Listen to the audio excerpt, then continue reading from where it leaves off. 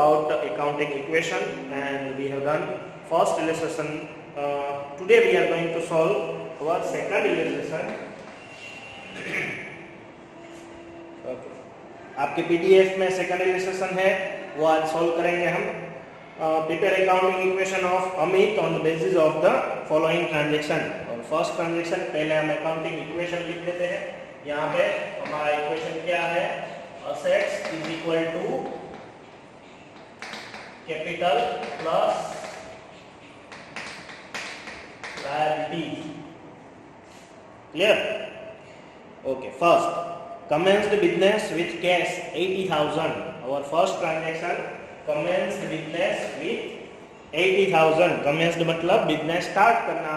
Start किया business 80,000 से, तो वो कुछ भी इन्वेस्टमेंट से स्टार्ट करते हैं तो उसको हम कैपिटल बोलते हैं. तो कैपिटल में प्लस होगा 80,000 और 80,000 इन्वेस्ट किया जो कि एज ए कैश के फॉर्म में वो इन्वेस्ट होगा. तो कैश हमारे लिए असेट्स है, तो असेट्स में भी कैश प्लस होगा 80,000.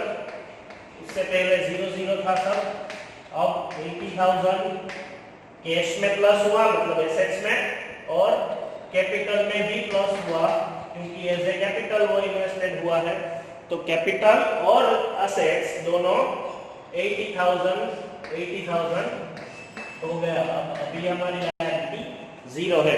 एक ट्रांजैक्शन के बाद नीचे डबल लाइन ड्रॉ करनी है, मतलब वो ट्रांजैक्शन पूरा हुआ. Second, bought goods for cash 20,000 and on credit 25,000. दोनों तरीके का ट्रांजैक्शन है. कैश में भी गुड्स परचेस किया है और क्रेडिट में भी गुड्स परचेस किया है. गुड्स मतलब जो भी हमारी प्रॉपर्टी है वो, सॉरी प्रोडक्ट है वो. तो हमारी प्रोडक्ट मतलब हमने परचेस किया है. परचेस जो भी करें हम, या फिर प्रॉपर्टी करें या फिर गुड्स करें, वो हमारे लिए असेट्स है. तो दोनों मिला के कैश परचेस और क्रेडिट परचेस दोनों को मिला के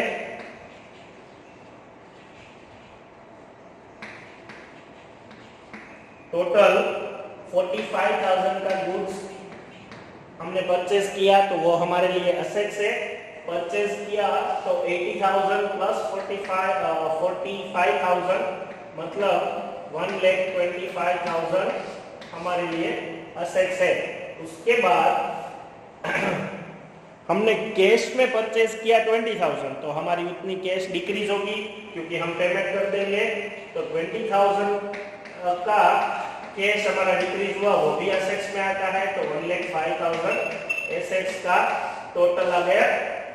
इसके सामने हमने 25,000 का जो भी परचेस किया था वो क्रेडिट में परचेस किया था. क्रेडिट मतलब पेमेंट जो भी बाकी रखे वो.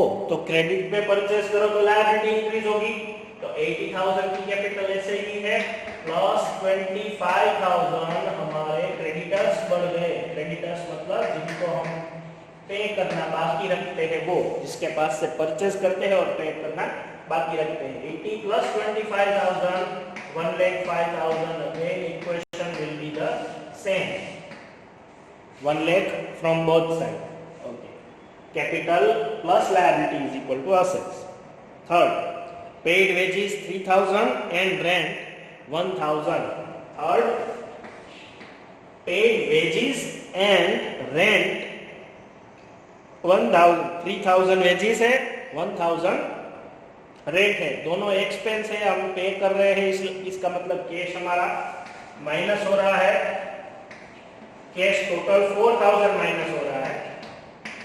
यहाँ पे वेजिस और रेंट दोनों हम प्लस करके लिख सकते हैं. मतलब 4,000 माइनस करो तो 1,01,000 हो.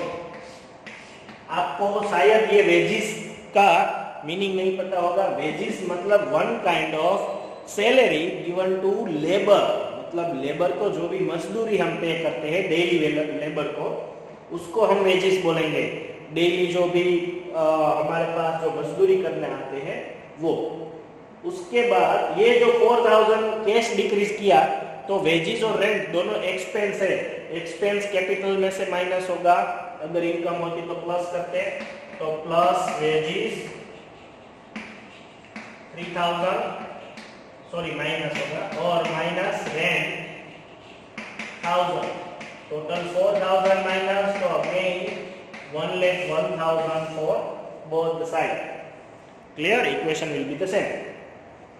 For wages outstanding 1000. ओके, अब क्या है आउटस्टैंडिंग मतलब बाकी रहा। हमने कंसेप्ट सीखा था ना एक एक्रूअल बेसिस और कैश बेसिस अकाउंटिंग। हम एक्रूअल बेसिस अकाउंटिंग ही सीखेंगे, कैश बेसिस नहीं सीखेंगे। मतलब वेजिस का खर्चा हो गया लेकिन पेमेंट करना बाकी है तो ड्यू हो गया। मतलब तो वेजिस का जो जब भी एक्सपेंस हुआ है तब उनको हम नोट कर देंगे, whether it is yet to be paid or it is already paid, हम उसको नोट कर देंगे। तो as a expense wages minus होगा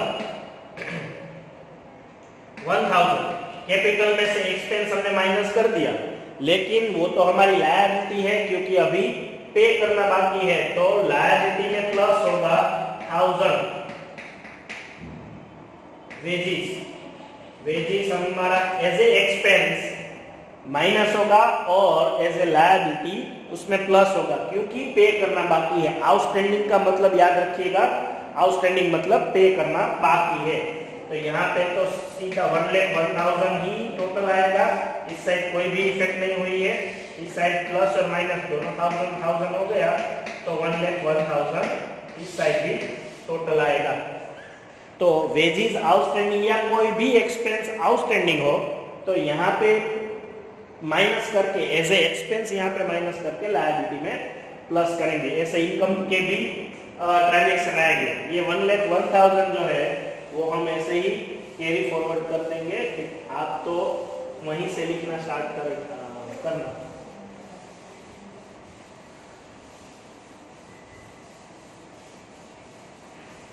ओके, अभी तक का हमारा टोटल है 1,01,000 और बोर्ड के साथ। Okay, fifth transaction sold goods costing 12,000 for 16,000 for cash. Okay, fifth transaction sold goods मतलब हमारी इतनी कैश इतनी हमारी प्रोडक्ट मतलब गुड्स हमारा इतना गया, गुड्स हमारे लिए एसेट्स है, उसमें से माइनस करेंगे हम, हमारा 12,000 का गुड्स चला गया। क्लियर? तो उतना माइनस करेंगे। कैश सेल्स है हमारा, उसकी हमको पेमेंट मिल रही है। कितने में हमने सेल किया? 16,000 में, तो हमें कैश कितनी मिल रही है? 16,000। तो 12,000 को माइनस करके 16,000 प्लस करो तो टोटल आएगा 1,05,000। और इसमें इस ट्रांजैक्शन में 12,000 का गुड्स हम 16,000 में सेल कर रहे हैं, मतलब 4,000 का हमारा प्रॉफिट है। कोई भी प्रॉफिट हम कैपिटल में प्लस कर रहे हैं, तो प्रॉफिट 4,000 का कैपिटल में प्लस कर दो तो 1,05,000 इस साइड भी आ जाएगा। अगर प्रॉफिट या इनकम हो तो प्लस करना है, लॉस या एक्सपेंस हो तो माइनस करना है। उसके बाद सिक्स्थ ट्रांजैक्शन हमारा goods bought was return to creditors 1,000। पहले हमने कोई भी एक गुड्स परचेज किया था वो हम रिटर्न कर रहे हैं, कोई भी वजह हो सकती है उसकी, तो हम रिटर्न कर रहे हैं, उसको हम परचेज रिटर्न बोल रहे हैं। उसकी वजह से गुड्स हमारा डिक्रीज होगा क्योंकि हम वापस कर रहे हैं जिसके पास से लिया था उसको, तो असेट्स में इफेक्ट होगी, गुड्स है इसलिए, तो असेट्स में डिक्रीज होगा परचेज रिटर्न, क्योंकि हम वापस भेज रहे हैं इसलिए गुड्स हमारा डिक्रीज होगा। अल्टीमेटली एसेट्स भी डिक्रीज होगी हमारी, तो 1000 होगा, 1000 माइनस होगा तो 1,04,000 होगा। अब इसमें हम 1000 का गुड्स किसी क्रेडिटर्स को हम वापस दे दे, जिसके पास से लिया हो उसको वापस दे दे, तो उतनी हमारी लायबिलिटी कम हो जाएगी। तो लायबिलिटी में से माइनस करना है, क्रेडिटर को अब 1000 रुपीज हम कम पेमेंट करेंगे क्योंकि उतना गुड्स हमने वापस दे दिया उसको। 7 जो भी गुड्स वापस दे दिया उतना पेमेंट हम कम करेंगे तो लायबिलिटी हमारी ऑटोमेटिक डिक्रीज हो गई। Both furniture for cash 2000 and on credit 3000, total हमने 5000 का फर्नीचर परचेस किया है। तो प्लस होगा फर्नीचर हमारे लिए एसेट्स है 5000 टोटल प्लस 1,09,000 एसेट साइड का टोटल। और कैश में परचेस किया तो कैश हमारी डिक्रीज होगी, कैश में परचेस किया है 2000 तो कैश हमारी डिक्रीज होगी 2000 की पेमेंट हो गई है, इसलिए 1,07,000 टोटल। और इस साइड क्या इफेक्ट होगी, हमने 3000 ऑन क्रेडिट रखा है, मतलब 3000 हम पे नहीं कर रहे हैं, तो वो लायबिलिटी है हमारी which is yet to be paid plus furniture 3000 1,04,000 का टोटल था, अब 3000 ऐड हुए तो 1,07,000 टोटल आ गया। 3000 की पेमेंट बाकी रख रहे हैं, 2000 का पेमेंट हो गया इसलिए माइनस कर दिया और 3000 की लायबिलिटी हमारी इंक्रीज हो गई। उसके बाद 8 charge interest on capital 10% for the year. Okay, interest on capital 10%, तो जो भी इंटरेस्ट ऑन कैपिटल है वो कैपिटल में प्लस होगा। जो हमने एक कंसेप्ट सीखा था कि इसमें अकाउंटिंग में कैपिटल वो बिजनेस का ओनर हमें बिजनेस में दे रहा है, इन्वेस्ट कर रहा है, तो कैपिटल भी मतलब ओनर भी अलग है और फर्म भी अलग है, ऐसे माइंडसेट करके हमें अकाउंटिंग करना है, अकाउंट की एंट्री करनी है। तो दोनों चीजें अलग है, वो जो फर्म है और उनका ओनर है, दोनों के बीच में जो भी ट्रांजैक्शन है वो भी हम नोट डाउन करेंगे। फर्म को कैपिटल मिली है, इसके पास से ओनर के पास से, तो ओनर के पास से जो भी कैपिटल मिली है उसका वो इंटरेस्ट पे करेंगे ओनर को। भले ही देखने में ऐसा लगे कि वो खुद का पैसा खुद ही रख रहा है, लेकिन फर्म और ओनर दोनों अलग है, ऐसा माइंडसेट रखना है। इसलिए फर्म के लिए ये जो कैपिटल का इंटरेस्ट है वो एक्सपेंस है, तो एक्सपेंस माइनस करेंगे क्योंकि ओनर को हमने पे किया, तो माइनस एज ए एक्सपेंस हुआ। अब कैपिटल उसकी कितनी थी 80,000, फर्स्ट ट्रांजैक्शन में देखो हमारा कैपिटल 80,000 थी, उसके ऊपर 10% इंटरेस्ट हमने पे किया तो 8,000 माइनस होगा। लेकिन ये कैपिटल का इंटरेस्ट ओनर चाहे तो विड्रॉ कर सकता है, चाहे तो उसी में रख सकता है। अभी विड्रॉ नहीं कर रहा है, ऐसी कोई इंस्ट्रक्शन नहीं मिली कि वो विड्रॉ कर रहा है, तो हम ऐसा ही मानते हैं कि वो कैपिटल में ही प्लस करते जा रहा है, तो वापस प्लस होगा, उतनी कैपिटल इंटरेस्ट होगा, इतनी कैपिटल इंक्रीज होगी।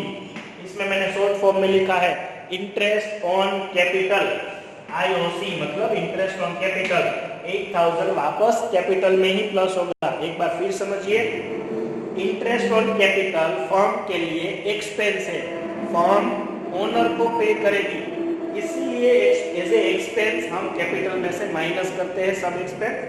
उसके बाद इंटरेस्ट ऑन कैपिटल जितना भी एवरी ईयर पे करे वो फर्म में ही रहेगा, तो कैपिटल इंक्रीज होती जाएगी, जितना इंटरेस्ट उसको मिलेगा उतना कैपिटल में ही प्लस होते जाएगा, तो उतनी कैपिटल अब बढ़ गई। अब हम कैपिटल 88,000 काउंट कर सकते हैं, तो इसीलिए हमने कैपिटल में प्लस किया, एज ए एक्सपेंस माइनस होगा और as a increase of capital वो प्लस होगा। माइनस प्लस दोनों सेम हो गया, तो 1,07,000 टोटल, 1,07,000 इस साइड का भी टोटल। ओके, इसके बाद last transaction cash deposited into bank. Cash हमने हमारी जो फर्म की कैश थी वो हमारे ही बैंक अकाउंट में डिपॉजिट कर लिए, तो कैश बैलेंस और बैंक बैलेंस दोनों हमारे लिए एसेट्स है, तो कैश माइनस होगी क्योंकि कैश चली गई हमारे फर्म में से 50,000,